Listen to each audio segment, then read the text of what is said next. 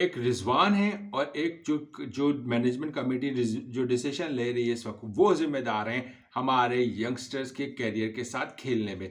यानी कि यंगस्टर्स के करियर के साथ भी खेला जा रहा है और प्रेजेंट क्रिकेटर्स जो इस वक्त टीम का हिस्सा है उनके करियर के साथ भी जो ना बहुत बड़ा घिनौना मजाक हो रहा है। उसी रिजवान की हरदर्मी, रिजवान की जिद की वजह से पाकिस्तान टीम के जो यंगस्टर्स हैं या जो करंट प्लेयर्स हैं उनकी परफॉर्मेंस खराब हो रही है, खास तौर पे T20 पे। रिजवान की हरदर्मी इस बात पे है कि यार रिजवान अगर उस टाइम पे ओपनर थे तो अब रिजवान को रियलाइज करना होगा कि आप मिडिल ऑर्डर पे खेल सकते हो। आपकी वजह से जो है फ़खर जमान की परफॉर्मेंस खराब हो रही है।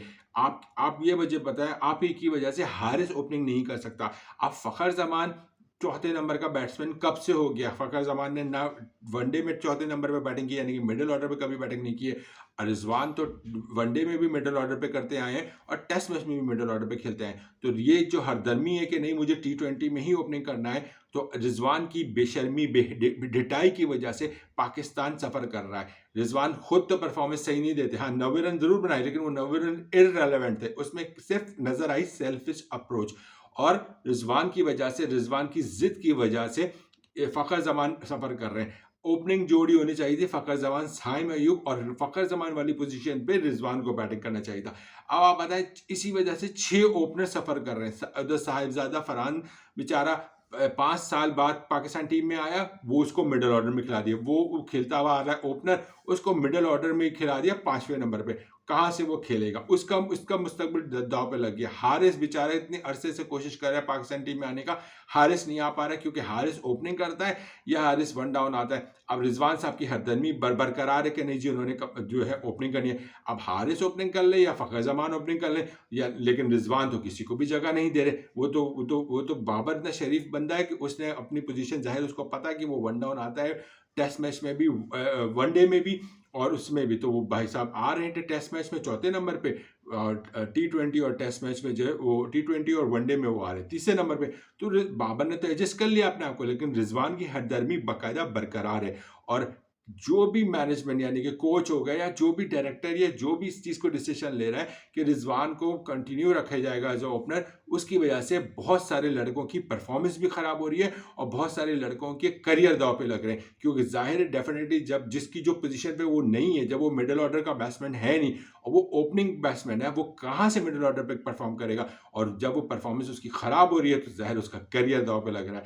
अब साहिबजादा फरहान जो ओपनर था वो 5 साल बाद आया, क्या उसको दोबारा मौका मिलेगा?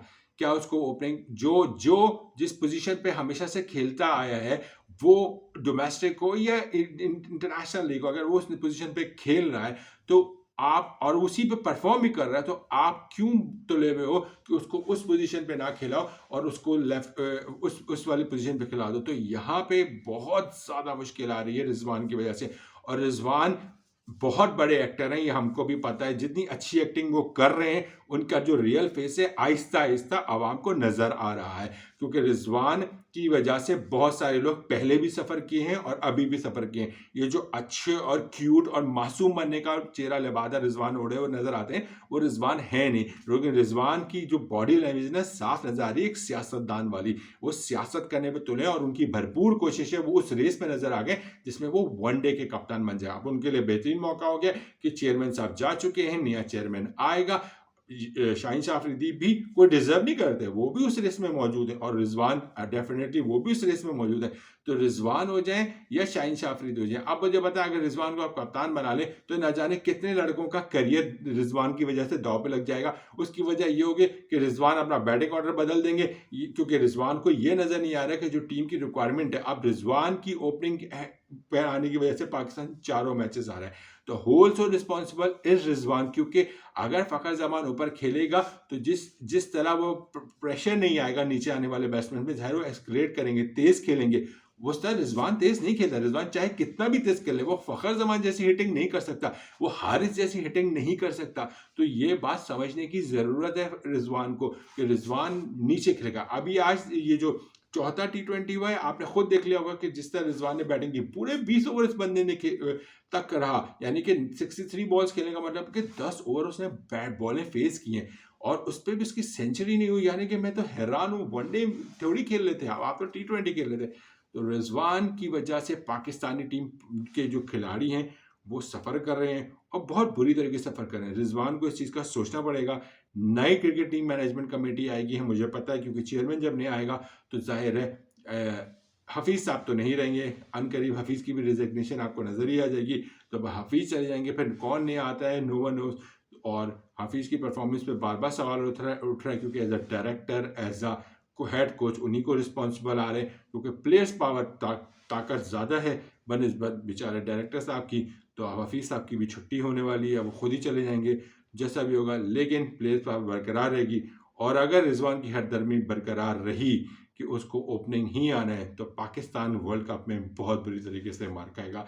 ये आज मैं आपसे दावा कर रहा हूँ, ये जनवरी में बात कर रहा हूँ, आप जून में देखेंगे अगर रिजवान की हरदर्मी और जिद बरकरार रही कि उसको T20 में ओपनिंग ही करना है और अगर वो वर्ल्ड कप में ओपनिंग कर रहा हुआ तो उसकी वजह से लोगों का करियर तो तबाह होगा, पाकिस्तान में सफ़र होगा। पता नहीं ये खिलाड़ी क्यों नहीं सोचते हैं कि उनकी इन सारी स्टूपिड डिसीजंस की वजह से पाकिस्तान सफ़र करता है। क्रिकेट पाकिस्तान के क्रिकेटिंग फैंस जो हैं वो सफ़र करते हैं क्योंकि वो देखना चाहते हैं पाकिस्तान को जीतना है।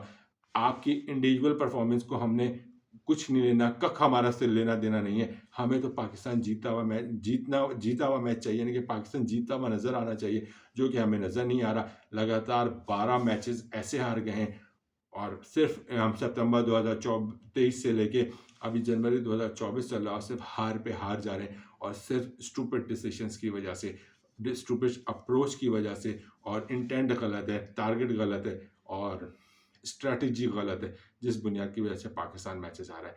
आप अपनी राय का इजहार कीजिएगा। उम्मीद करते हैं कि रिजवान अपनी इज्जत और हरदर्मी से बाज आएंगे। बाकी अब मेरा चैनल सब्सक्राइब नहीं किया तो क्या नहीं, सब्सक्राइब कर लीजिए। अपना बहुत ख्याल रखिएगा। अल्लाह हाफिज़।